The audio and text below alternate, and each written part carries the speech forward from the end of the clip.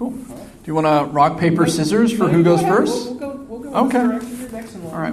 Hey, everybody. My name is Eugene Capon, better known as Capon Design. I'm an XR evangelist and YouTuber. So I make videos about the subject of XR, which is extended reality, which includes MR, which is mixed reality or hybrid reality, AR, which is augmented reality, and virtual reality, which you'll probably see some of the 360 videos behind me that I've made. This is actually Scobot right here. And, fun stuff. So if you guys have any questions about any of that, I am here at your beck and call for the next hour. Hi. Thanks for everybody for coming out today and learning about VR, what we're using VR for. I go by the artist name Scobot. My first name is Scott. And I have been creating what I like to think of as fine art in VR. That's what I'm using it for. I'm using game engine technology to create this art. And I've been doing it for about 3 years now. So, so lots of interesting tricks and things I've been learning, still learning. It's a ever-evolving sort of process. And anytime you're trying to do sort of technology-based artwork, there's definitely the challenges inherent in dealing with computers and things. I'm also the artist in residence over at the University of Washington's Co-Motion Labs, and where Eugene is set up over there too. He's working on his business and development ventures, and I'm over there trying to make art. So that's what I'm doing over there. But, think about your questions, and don't be shy. Ask questions later. Or if there's something you don't understand, I'm fine answering questions during the presentation. So just raise your hand. I have a quick question. Okay. So XR, does that encompass AR and VR? Yeah, so XR is I'm a lot louder than you guys are. So XR is a all-encompassing term which covers augmented reality, virtual reality, and hybrid reality or mixed reality. So I try to create an everything and anything related to that field. Yeah. All right. Thanks. How do you want to do demos?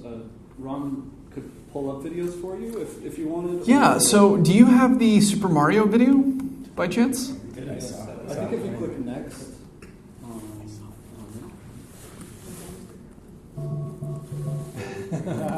Nice. Okay, so I took 11 weeks for 3 hours a day to make this minute-and-a-half video of the 1985 first level release of Super Mario. I then put it onto YouTube. It has over 1.2 million views, and it is my highest rated video today. I actually modeled every single element in this game. I did in the video, I did all the animation work, and the only thing I did not do was the music, which was actually done by an artist named Classy Skeleton Time, or Adrian Ladelia. And if you can actually go check out his work if you go to classyskeletontime.com. He also has a YouTube channel called Insomnia. Yeah. So the video's kind of warped. So this is a 360 video is what you guys are looking at, but when it's laid flat, kind of like when you take a globe and you lay it flat on a map, it's very distorted. You have kind of this like convex pattern for the entire world. That's actually what you're looking at, or we're looking at. We're looking at. Now it's this weird thing going on. Yeah. It was a staff pick on Veer, and yeah, it's one of my. Is it available? It's available on my YouTube channel, Studio Capon. We ended up getting a brand account because we sold the first NVR talk show to ever be ordered by a network called Glitched, which I hosted for 3 glorious seasons. And we are working on some other 360 content that should be coming out before Halloween. We're currently working on Pac-Man's Haunted House, which I'm really excited. It's all modeled. It just has to be animated. And my partner in crime Topher Welsh will be finishing the animation work on it, and so it should be coming out before the 31st. Is that first-person Pac-Man? Yeah, these are, because it is VR, or it is 360 video, you basically have one of two roles. You have a fly on the wall, which you're watching from a certain point, things take place in front of you, just like you're kind of watching a stage play. Or you have the POV, which is the point of view, and like this, you are very much Mario in this video. You are breaking bricks and shooting fireballs and eating flowers. Awesome. Yeah. That sounds amazing. Thank you. I'm surprised nobody's done it. Yeah, that's great. I look forward to it, definitely. Well, I mean, not many people want to put in 11 weeks of work for a minute and a half video. Yeah, but it just seems like you're in there at the ground level doing kind of these intuitive things that Well, I'll be honest. I'm not the first person to make a first-person Super Mario video on YouTube. There was an individual that made one a long time ago. Freddie Wong made an updated version of that for Rocket Jump, and I'm just the first person to take it to a 360 video format. Yeah, well, thank you for sharing. We'll leave questions for the end, but if you had something real quick. I was just wondering if you need special glasses. So you can actually watch a 360 video on YouTube just in the player, and then you can rotate with your mouse. But you can also use it inside of a VR headset, such as a Gear VR or an Oculus Rift or an HTC Vive, to view it as you're going through it. Or Google Cardboard. Google Cardboard is a great one as well. You put your phone and a little cardboard viewer, and you can see 360 videos that way too. So that's, Yeah. So here's an example. I'm just kind of rotating.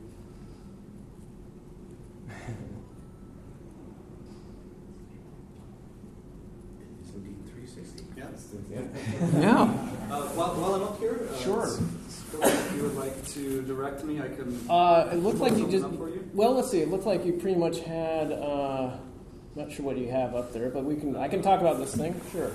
I was playing your pop art. Okay, that's fine. I have others. But I can go to YouTube or Vimeo if you'd like. Yeah. How about Vimeo? Sure. Or actually, if you just want to go to scobot.com, that is all our videos out there. So what I'm using, my pieces are actually interactive. They're made with game engines, so you are actually free to explore and go inside them. So this World 1 was at Seattle International Film Festival this year, and it's actually you wear a headset. You have controllers, and you point wherever you want to go, and you fly around, and it's free to explore. So it's not a pre-rendered; it's what's called real-time rendering, and it's fully interactive. And so how I kind of approach, of course, this is like super dark. When you have a headset on, it's like the worst one to pick for this. But there's also, if you want to have some of these in the back, this is kind of some pictures taken from inside of World 1. So it's on the back there. Well, wasn't that also an official selection at SIF? It was, yeah. Yeah, this one. Look, it even says right there. Yeah, in case you didn't know. In case you didn't know. So, congratulations. Thank you. So, and this is a 360 video on my website. So, but the actual experience is something that's done in real time rendering. Yeah, but let me ask you a question. So 360 video, there's always two different camps as whether it is considered VR or not. Which camp are you in? I'm firmly in the camp of 360 video is 360 video. And not VR? Not VR, only in that I think a virtual reality has to be kind of like a free to explore, go where you want to. Now I think there's some tools coming down the line that can allow you to do that in 360 video, which will be exciting. But in your live demo, were people able to do that? Mm-hmm. Oh, so that you can walk around the room and stuff? Yeah, it's more my mechanics are more about flying. I'm all about flying. So it's sitting in a chair and flying, but you could stand up and actually walk around in it if you wanted to. But the basic mode of transportation is flight. Okay. Yeah. stuff down, and these things go on for however long you want. There's no time limit for them. Most of them do not have audio. Kind of leave that up to the people experiencing it to play their own music. This one, an early piece called VR Painting Number 1. Once again, you're free to explore anywhere in here. So this video is taken just with the headset, recording the screen capture with it. But so yeah, that's kind of what my stuff looks like. Anyway. Do you want to just go back and forth right now? Because Sure. I believe Proxima B was available as well, right? Sure. What is select? Oh, yeah, music video. Yeah. So I got to direct a 360 music video with an EDM artist out of Tokyo named Elzeal. I reached out and I was like, hey man, I really like your music. Have you ever thought about having a cyberpunk music video before? His stuff was very synth wavy, and which is like the perfect medium for the genre of cyberpunk. We'll just play a section with audio. Yeah. So this is also 360. Yes. Yeah, this is available on my YouTube channel as well. And Eugene, what were the tools you used for this? I used Cinema 4D, After Effects with Element 3D, and Skybox from Metal. So most of the stuff that I use is available in the Adobe Creative Cloud. I don't know Unity that well. I've never used Unreal. I'm fairly proficient with C4D now, after doing so many projects where I had to create 3D objects and import them into After Effects. But all of the major animation work is inside of After Effects, which is not what After Effects was originally intended for. But when 360 video tools were first becoming available and people had plugins for After Effects, because I was an art director for 7-8 years prior to jumping into XR, I had that skill set of how do I take what I know as a designer and a motion designer and transfer it into XR. And by taking those tools that I already knew and very competent with, I was very easily able to enter the VR market very early without having a huge learning curve that most of the industry had.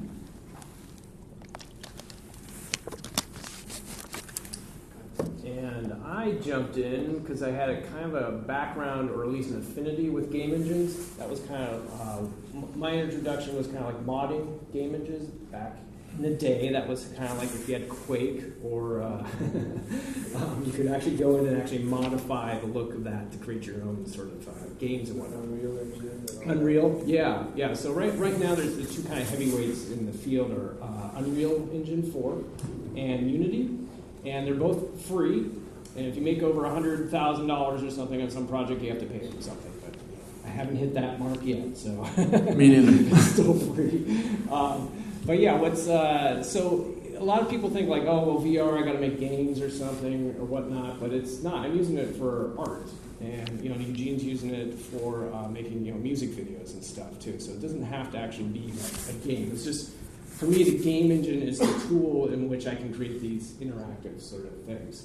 And there's tons of resources out there for learning how to use the game engines.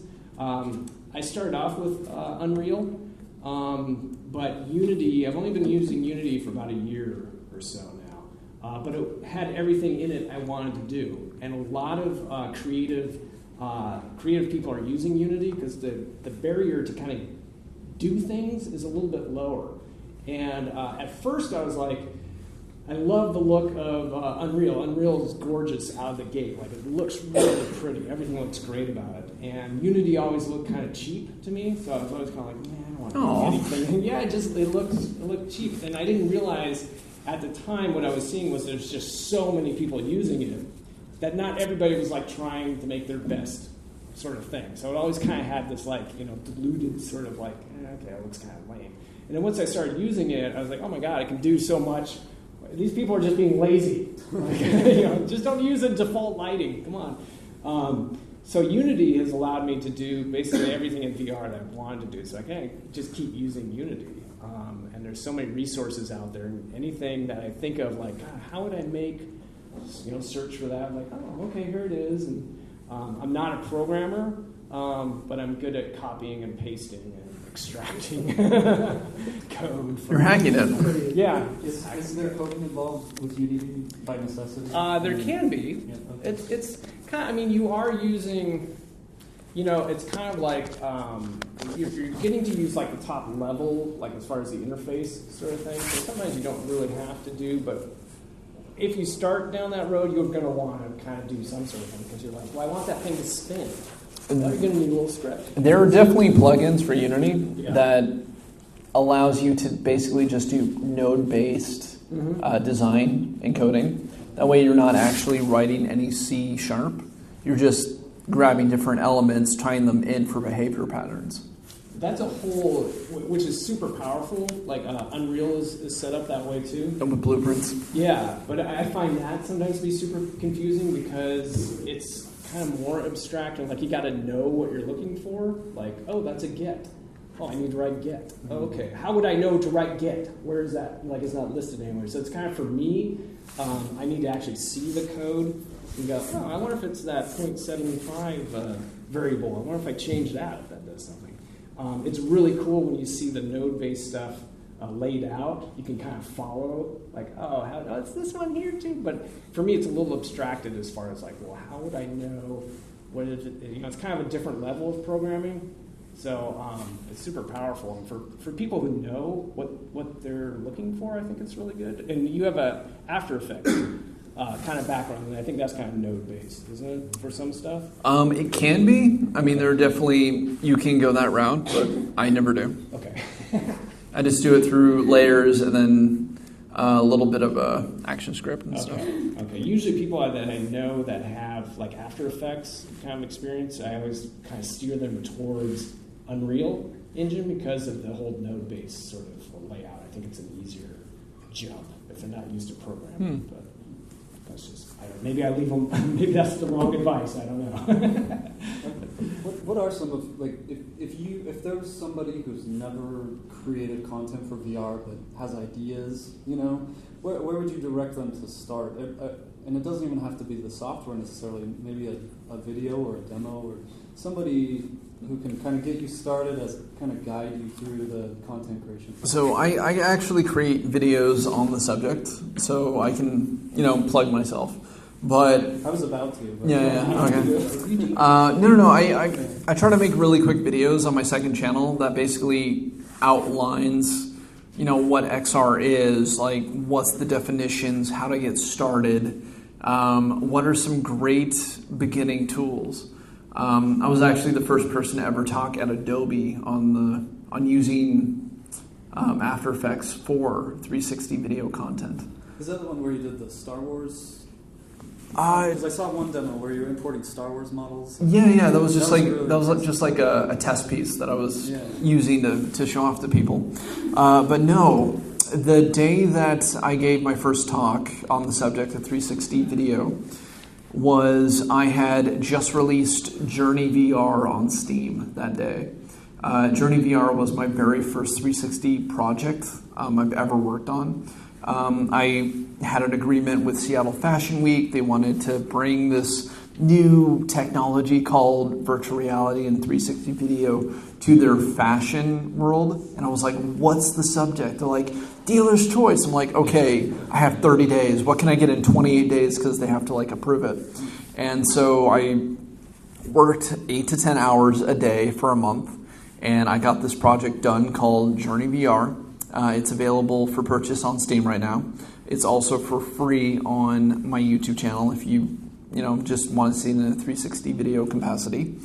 And what it is you are in a pod, and the pod gets shot out into space, and you go through an asteroid field, and you go through planets, and you get shot out of a cannon, and there's a light show near the end. It's like a 8 to 10 minute experience that is just very, very operatic. Adrian Ladelia, again, did the music for that project. I tend to use him a lot. And I remember going, hey, can you write the music for this 360 video piece into it? He goes, well, what do you want? I'm like, I want something operatic, but, video game-ish. And he goes, kind of like the Halo theme? And I went, yes, I want that. Can you make me like our own Halo theme? And 20 minutes later, he had a 3-minute piece he sent me. And I'm listening to it, I'm just like bawling and stuff. Like, so beautiful, so perfect. So, he just like automatically hit it on the head as far as what we needed to get this project done. And it was really well received at Seattle Fashion Week. And then it got picked up by SIF a couple months later. And then it became a staff pick at Veer and Adobe. And that led to me speaking there. So the question about like how would somebody start a project, or is that what? Yeah. If you got a few comments on that. Well, do you have a concept in mind? Because sometimes it's a little easier to guide if I know what the end result is. Well, I think for me, my experience was after trying VR, I started to see all these different forms of entertainment and video games, and think, how could that be applied to VR? And so you get these ideas, but in my case, I just feel like the barrier to entry is too high. What feels like the barrier for you? What's the? I think that there's coding involved. I don't have to learn C# or C++. Honestly, something like that. get a 360 camera in Adobe Premiere. That's it. And then you can export it as a 360 video, and you can put it on YouTube, and then you can view it on your cell phone. That is the bare minimum. Of course, I would say get the free version of Unity.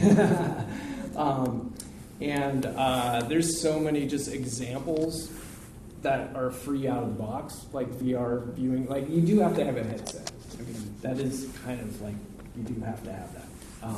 Is there a place where people post, I'm not sure what a Unity file type would be, but where they post, for example, something you can download and then sure, view? Just off the Unity store. Yeah, so a lot of the headsets have their own kind of marketplaces. So Oculus has their home sort of where they sell SDK. Yeah, their people post on their Steam. So so HTC Vive, they have their own market as well. So yeah, there's tons of content out there to check out. I'm always from kind of the creative side of it, so I'm always looking for like tools, and I'm always fascinated just by the whole process of making it. So I'm kind of like the worst consumer of VR because I'm always just busy making my own stuff. But the game engines, the barrier to entry is actually pretty low.